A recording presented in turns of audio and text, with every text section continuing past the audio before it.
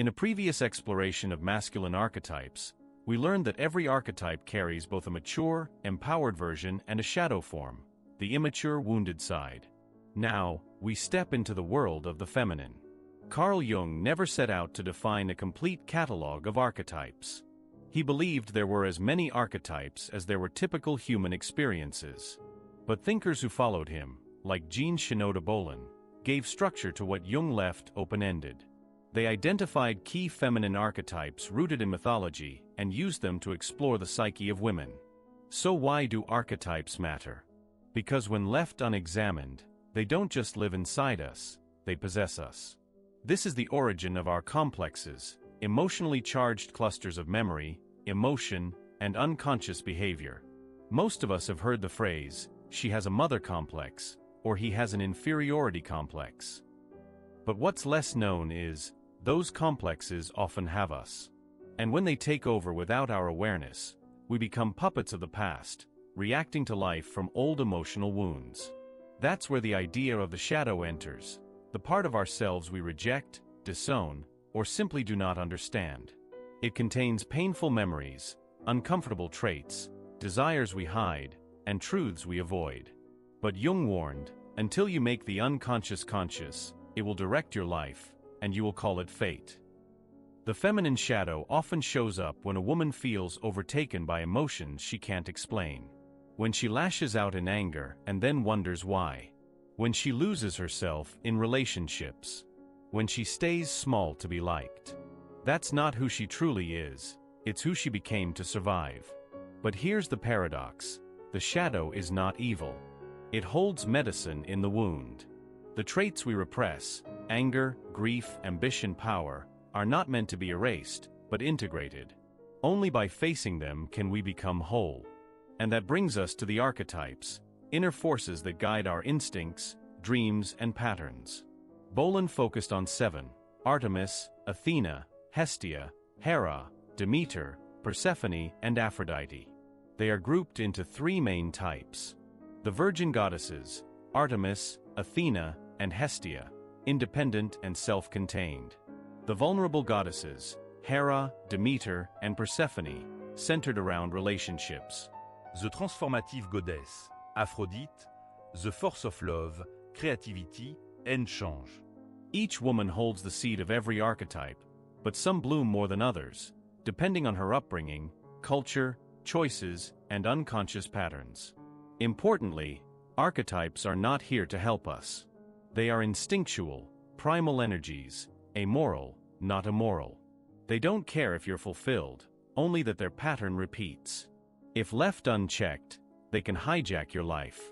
But when consciously integrated, they become your greatest allies, bringing clarity, power, and purpose. The goal is not to become one archetype, but to know which ones live in you, and who's sitting at the head of your inner table. If the ego is strong and conscious, it can invite all archetypes to speak, but none to dominate. When one archetype takes over, you get stuck in a role: the martyr mother, the ice queen, the lost girl, the seductress, the perfectionist. But when you learn their names and listen with discernment, you stop reacting and start choosing. This journey begins with the virgin goddesses. In part 2, we'll explore Artemis, Athena, and Hestia, the fierce, focused women who value self-sufficiency and purpose above all else. The virgin goddesses, Artemis, Athena, and Hestia, do not define themselves by their relationships to men. In mythology, they are immune to romantic entanglements. Psychologically, they represent aspects of femininity that are independent, goal-oriented, and inwardly whole. Let's begin with Artemis, the goddess of the hunt and the moon. She asked Zeus, her father, to grant her eternal virginity, a pack of hounds, and the wilderness as her sacred domain. He granted it all. Artemis symbolizes the fierce, untamed woman who needs no one's approval. She is often seen in women who are fiercely independent, career-focused, and competitive, especially in male-dominated arenas. She values freedom over connection. She is emotionally self-contained and often channels her energy toward protecting others, especially women and children. Psychologically, she embodies the big sister archetype, leading others while keeping her own distance. But her shadow is just as strong. The Artemis woman often sees vulnerability as weakness. If someone expresses a need for closeness or dependence, she may pull away or judge them. She doesn't do this out of malice, but because emotional intimacy feels like a trap. She is more comfortable in pursuit than in stillness. This means her relationships often suffer. She might enter a romance with excitement, but as soon as it requires emotional surrender, she disappears. She may hurt others without realizing it, because to her, love feels like losing herself. She may also develop inner wounds from a father who encouraged her achievements but failed to offer emotional warmth. As a result, she adopts a prove-myself mindset, tough on the outside, but fragile underneath. Her true challenge is to soften without losing her strength. Her healing begins when she allows others in, not as threats to her independence, but as mirrors to her wholeness. Next is Athena, the goddess of wisdom, strategy, and civilization. Unlike Artemis, who thrives in the wild, Athena rules the city. Born fully armored from Zeus's head, she is the archetype of the rational, pragmatic woman. She excels in systems, logic, and structure. She's the scientist, the CEO, the strategist. Athena women often align with male power structures without needing to rebel against them. They're often the only woman in the room, and they like it that way. She is logical, disciplined, and emotionally detached, a master of professionalism. But her shadow is subtle and cold. She often sees emotion as irrational, which can make her dismissive of others' feelings. She wears intellectual armor so well that she forgets she's human underneath. Her heart is covered in steel. Athena may also lack empathy, not out of cruelty, but out of habit. Her focus is on efficiency and results, not fairness or emotional connection. This makes her an effective leader, but a distant companion. In relationships, she may become her partner's advisor rather than his lover. Emotional intimacy feels awkward, unnecessary, or inefficient. And she often struggles with the inner child she never got to be. Having grown up too fast, often praised for being mature, she buried spontaneity, softness, and playfulness. Her healing lies in rediscovering joy, creativity, and vulnerability. Finally, there is Hestia, the most inward of all the archetypes. She is the goddess of the hearth, not the home, but the sacred fire that makes a home alive. Hestia women are introverted, quiet, and spiritually grounded. They don't seek attention. They are not ambitious in the worldly sense, but they carry deep inner peace. To be in the presence of a Hestia woman is to feel calm. She embodies apatheia, the stoic ideal of serene detachment. When she organizes her home, she is not just tidying up, she is ordering the universe. Every act is sacred, but Hestia's shadow is disconnection. She may become too detached, avoiding social interaction, romantic bonds, or career pursuits. She may be overlooked or underestimated in a world that praises visibility and extroversion. Her quiet strength is often ignored. She also tends to withdraw in crisis, retreating so far inward that she becomes invisible. Her challenge is to bring her inner fire into the world, to share her presence, not just keep it. Each of these archetypes holds a unique kind of power, but they also carry wounds. When unexamined, they lead to emotional isolation, perfectionism, or denial of intimacy. When integrated, they offer clarity, discipline, and spiritual depth. While the virgin goddesses represent independence, the vulnerable goddesses, Hera, Demeter, and Persephone, represent a woman's longing for connection, her capacity to love deeply, and also her deepest suffering when that love is broken or betrayed. They personify what Jung called relationship-oriented consciousness, where identity is tied not just to oneself, but to others. Let's begin with Hera, the goddess of marriage and queen of Olympus. Her power lies in commitment, in defining herself as a wife. She represents the archetype of the woman whose sense of fulfillment is tied to being chosen, loved, and publicly affirmed as a partner. To the Hera woman, marriage is not just a choice, it's destiny. It's what she's dreamed of since childhood. Her wedding day is the crowning moment of her life. She longs to be Mrs. Somebody, not because she lacks identity, but because her identity finds meaning in union. She finds her worth in being someone's irreplaceable other. But this longing comes with risk. Hera's shadow appears when her identity becomes entirely dependent on her husband. If he strays, she feels personally shattered, not just by the betrayal, but by what it means for her existence. She becomes consumed by jealousy and rage. Yet, tragically, she often directs this rage not at the man, but at the other woman. Just as the mythic Hera persecuted Zeus's lovers rather than Zeus himself, the Hera woman may lash out at perceived threats, deflecting her heartbreak outward. She wants to protect the sanctity of marriage at all costs, even if it costs her dignity or clarity. Hera's healing begins when she no longer needs someone else's presence to feel whole. When she reclaims the partnership with herself, she can transform the archetype of the wife into the archetype of the queen, sovereign, steady, and self-respecting. Next is Demeter, the goddess of harvest and motherhood. Her myth centers around her daughter, Persephone, who is abducted by Hades and taken to the underworld. In her grief, Demeter causes the world to wither. Nothing can grow until her daughter returns. This is the archetype of the nurturer, the mother who gives everything, who defines her life by the act of caring.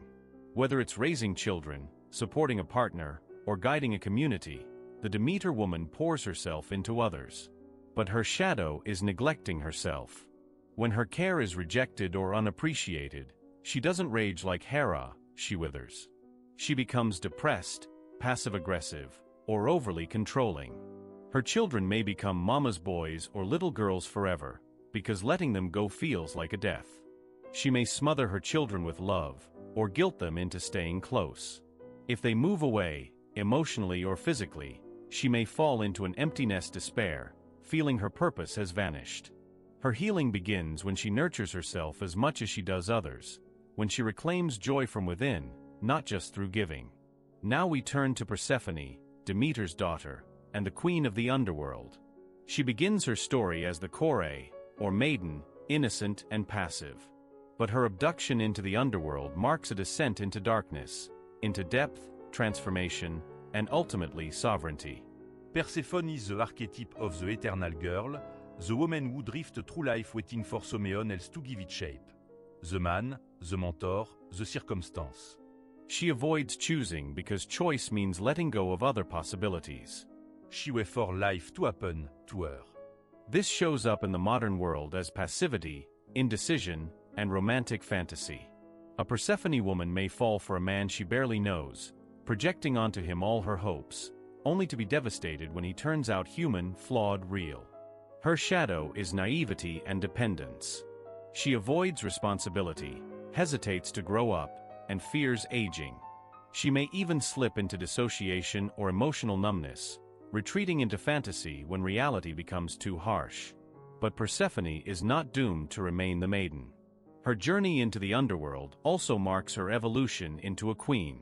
In embracing darkness, the pain, the shadow, the unchosen, she becomes a guide for others. She is the wounded healer, the woman who has known suffering and returned with wisdom. In this way, the Persephone woman's challenge is to commit to a path, to a love, to a truth, and stay with it long enough to grow into power. Her light is born from the darkness she dared to face.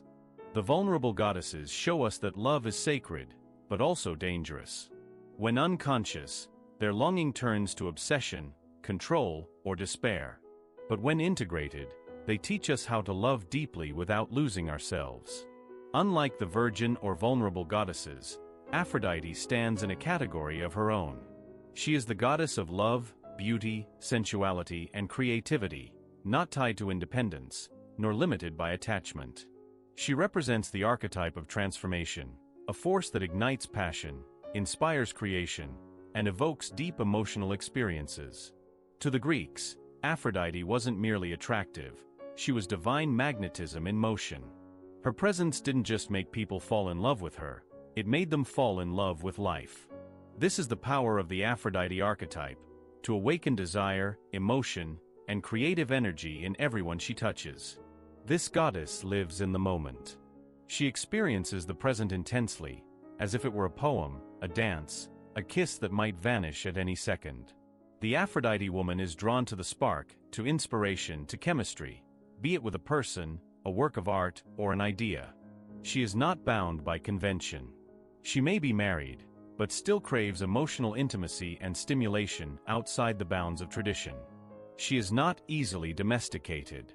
She values depth of experience over social approval, passion over routine. But with this freedom comes danger. Aphrodite's shadow is seductive but unstable. She may fall in love quickly, believe deeply, and just as suddenly lose interest. Her emotional highs are powerful, but they rarely last. She live a trait of wounded hearts, broken promise, and shattered illusion.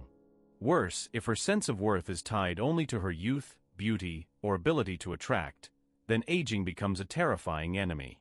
When outer beauty fades, she may fall into despair, panic, or denial, clinging to fading attention like a drowning woman to driftwood. There are two key shadow patterns. The woman who gives everything to a man who mistreats her, hoping to win his love through sacrifice. The woman who chases a man who has clearly rejected her, acting out with obsession, drama, or desperation. In both cases, the Aphrodite woman becomes enslaved to her own longing. She confuses love with possession, passion with validation. But this is not true love, it's attachment to the illusion. However, when integrated, the Aphrodite archetype becomes a creative force. She doesn't need others to reflect her beauty, she becomes a muse to herself. She channels her passion into art, healing, connection. She brings color to the grayness of daily life. She's not afraid to feel, to express, to live. Aphrodite is the only goddess who can unite opposites. In mythology, her union with Hephaestus, the lame craftsman of the gods, represents the fusion of beauty and skill, out of which art is born. She is the spark behind every poem, every sculpture, every musical masterpiece. In therapy, Aphrodite consciousness allows a practitioner to be deeply present with their patient, emotionally attuned, but not overwhelmed. This is the key lesson: emotional intimacy with boundaries, receptivity with discernment. Aphrodite's path is not one of withdrawal like Hestia, nor one of conquest like Artemis, nor one of loyalty like Hera. It is the path of presence, of being fully alive to the sensual, emotional, and creative dimensions of the now. For women with a strong Aphrodite archetype, growth comes from transforming emotional energy into creative action. Writing, painting, teaching, mentoring, these become sacred acts. The beauty she once sought from others is now reflected in what she offers to the world. And perhaps most importantly, she learns to love not gods or ideals, but imperfect humans, including herself. Each goddess lives within every woman, but not all at once. Some dominate, others sleep. The journey of self-discovery is about awakening what has been hidden, integrating what has been denied, and learning how to let each archetype speak when the time is right. Carl Jung warned that archetypes are not to be worshipped blindly. They are not gods to submit to, but mirrors to learn from. When unbalanced, they can possess us. But when we become conscious of them, they become allies. You are not Artemis, Athena, or Aphrodite, but they live within you. And when you learn to listen to Artemis's fire, Athena's logic, Hestia's peace, Hera's loyalty, Demeter's care, Persephone's intuition, and Aphrodite's sensuality, you become not just a woman of one type, but a woman of depth, mystery, and power.